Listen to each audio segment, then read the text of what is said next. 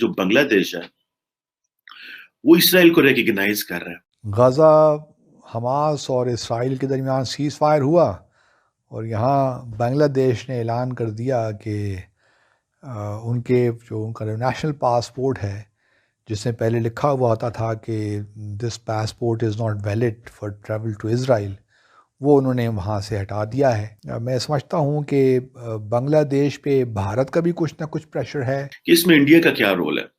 Most probably India would be asking and asserting maybe and pressurizing maybe to some extent Israel Bangladesh के आप recognize करें because it's necessary। लेकिन आप देख लीजिएगा, अभी नहीं माना, मुंह से नहीं माना, लेकिन वो जो लिखा हुआ जो तब्दीली हुई है, जो चेंज हुआ है, वो बात ये बता रही है कि बांग्लादेश इज़राइल को मानने के लिए तैयार।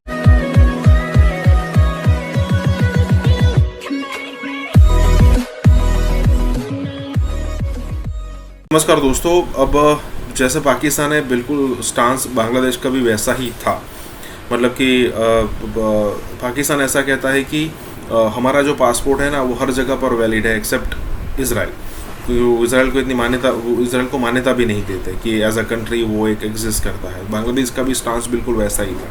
लेकिन अगर आप पिछले कुछ दिनों से देखो तो जिस तरीके से बांग्लादेश की इंडिया ने मदद की है और इंडिया का इन्फ्लुएंस जैसे जैसे वहाँ पर बढ़ रहा है, बिल्कुल वैसी सिचुएशन यहाँ पर हो रही है कि भाई इंडिया के कहने पर इसराइल जो है वो आने वाले दिनों में, माफ़ कीजिएगा, इंडिया के कहने पर बांग्लादेश आने वाले दिनों में इसराइल को एक्सेप्ट कर लेगा, क्योंकि सिचुएशन यहाँ पर बिल्कुल ही बदल रही है। और सबको पता है कि भाई ये जिहादी सोच हर समय पर रखना ज़रूरी नहीं है। हमें अपने रिफॉर्म्स सोचने पड़ेंगे, हमें अपनी सिचुएशन सोचनी पड़ेगी, क्योंकि मुझे जहाँ तक पता है तब तक बांग्लादेश की जो पॉपुलेशन है वो 16 करोड़ से लेकर 20 करोड़ के आसपास है, 16 से 18 करोड़ के आसपास है।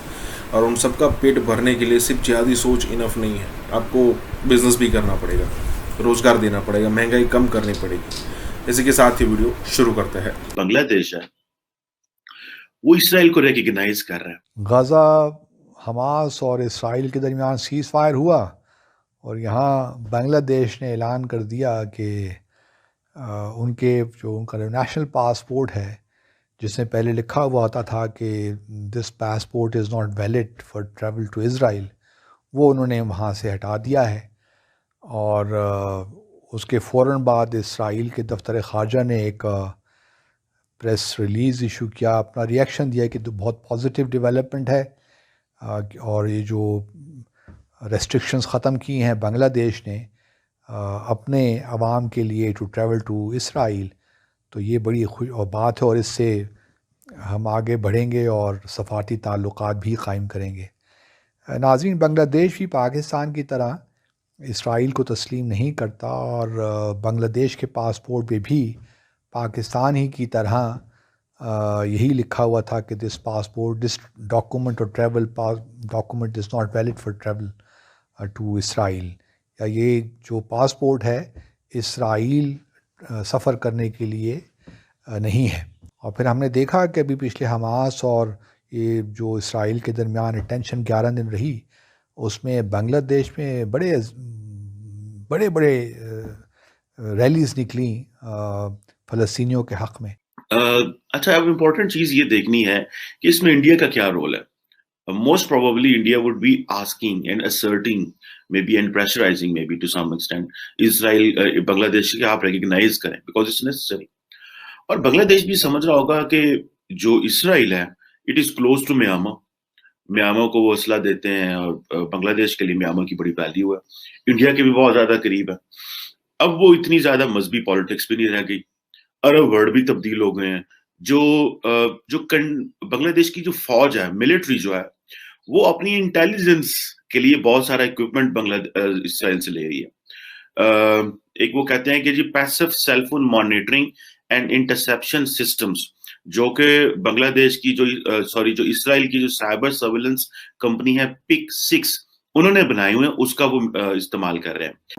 और इंडिया का भी इसमें बड़ा इंपॉर्टेंट रोल है। वो रोल ये है कि India itself is a regional power, और जितने भी सार्क के ममालिक हैं जिसमें हमारे जो 7-8 हैं, तो India has everywhere an influence, जिसको हम डिनाई नहीं कर सकते। तो इसका मतलब हुआ कि टेक्निकली अगर देखा जाए तो अब बांग्लादेश के सिटीजन्स इज़राइल जा सकते हैं।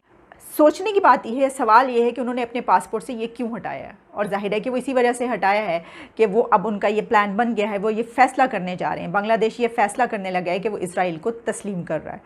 और इससे पहले जब हम बात करते थे, अभी तक तो जिन मुल्कों के बारे में इस हवाले से बात की जा रही थी वो था कि सऊदी अरेबिया जो है उसके ऊपर दबाव डाला जा रहा है कि वो तस्लीम कर ले, और इसके अलावा यूएई ने तो ताल्लुकात कायम कर लिए, रिकग्नाइज़ कर लिया। सऊदी अरेबिया के हवाले से बड़ी खबरें आई कि अमेरिका की तरफ से दबाव है। पाकिस्तान के ऊपर जो है ये खबरें आती नहीं, वो ऐसा है ये नहीं, हम नहीं कह सकते कि पाकिस्तान की हुकूमत या प्राइम मिनिस्टर या जाहिर है कि जो भी इसके हवाले से लोग हैं वही बता सकते हैं, लेकिन कहा यही जाता रहा कि इसके पाकिस्तान के ऊपर भी दबाव है कि वो इसराइल को तस्लीम करें। जो आगे बढ़ना चाहते हैं वो दूसरों से हाथ भी मिलाना जानते हैं। बांग्लादेश को ये मालूम है और ये पता चल गया है कि अगर उसने आगे बढ़ना है और जिस तरीके से वो तरक्की कर रहा है और उसने बहुत आगे तरक्की करनी है तो उसको दूसरों के साथ मिलकर रहना होगा। उसको अब ये पता चल गया है शायद कि इज़राइल को मानना, तस्लीम करना उसके हक़ में है, इसराइल के हक़ में नहीं है। यही वजह है कि आप देखिएगा, क्योंकि इसकी वजह ये है कि कोई बहुत से लोग मुझे ये देखकर कहेंगे कि उसने तो अभी तस्लीम नहीं किया, उसने तो नहीं माना, लेकिन आप देख लीजिएगा, अभी नहीं माना, मुंह से नहीं माना, लेकिन वो जो लिखा हुआ जो तब्दीली हुई है, जो चेंज हुआ है, वो बात ये बता रही है कि बांग्लादेश इसराइल को मानने के लिए तैयार है। यूएई की तरह वो इसराइल से हाथ मिलाने के लिए तैयार है, और उससे वो जाहिर है कि जब ऐसा होगा तो वहाँ से ट्रैवल भी शुरू होगा और वहाँ से उनकी इकॉनमी को भी, यकीनी बात है कि उनके बहुत बड़े वहाँ से। और इस वक्त ये फिर फ़ैसला हो गया, हालांकि बांग्लादेश की हुकूमत के बकौल ये फ़ैसला तो 6 माह पहले हो चुका था, लेकिन अब उसका ऐलान अब हुआ है। गो कि अभी हमास और फ़लस्तीनियों और इसराइल की जो इस वक्त टेंशन हुई है उसमें थोड़ा बहुत अब उसमें डिले हो जाएगा, लेकिन एक प्रोसेस तो चल पड़ा था। यूएई और फिर हमने देखा बहरीन, फिर सूडान, तो एक प्रोसेस तो उस तरफ जा रहा था जहाँ पे ममालिक आहिस्ता, मुस्लिम ममालिक आहिस्ता आहिस्ता इसराइल को तस्लीम कर रहे थे।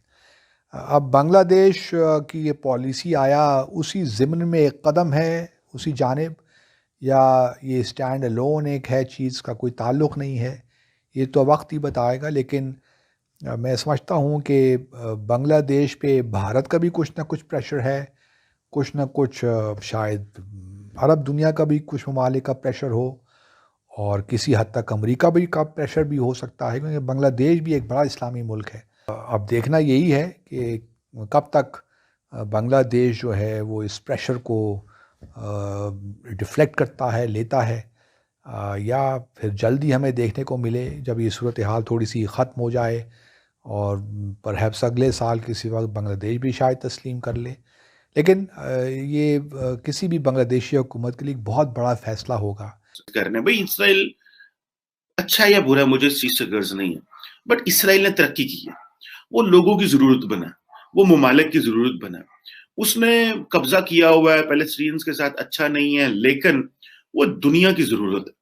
वो उसने टेक्नोलॉजी की शक्ल में, खुद अपनी इंडिपेंडेंस की शक्ल में, खुद सेल्फ सफिशिएंट होने के बाद उन्होंने अपने आप को इतना ज़्यादा आगे ले आए कि अमेरिका हो, यूरोप हो, दुनिया के हर मुल्क को उनकी ज़रूरत है कि वो इतने ताकतवर हो जाएं कि उनका केस जो है वो कमज़ोर, जो फ़लस्तीन का केस जो है वो कमज़ोर हो जाए। यही चीज़ इंडिया को भी एडवांटेज दे रही है कि India is getting the way it is getting powerful, उसी तरह जो कश्मीर इशू है वो साइडलाइन होता जा रहा है, उसकी जो वो रेलेवेंस है वो खत्म होती जा रही है, बिकॉज इंटरनेशनल कम्युनिटी जो है वो उसमें घुस आई है। उन्होंने कहा भाई कोई मसला ही नहीं है, this is an issue which is of India, ये और वो सारा। अनफॉर्चुनेटली हमारे मुल्क में पॉलिटिक्स इतनी पैटी और छोटी सियासत है, इतनी छोटी सियासत होती है पाकिस्तान के अंदर कि जो बड़ी पिक्चर है वो किसी को नजर ही नहीं आ रही होती, और यहाँ पे 24 घंटे 48 घंटे की बात होती है, उससे ज्यादा लंबा हम सोचते नहीं है। So we have to think beyond 48 hours so that कि भाई दुनिया किधर जा रही है, हमें प्लानिंग करनी चाहिए 30-40 साल।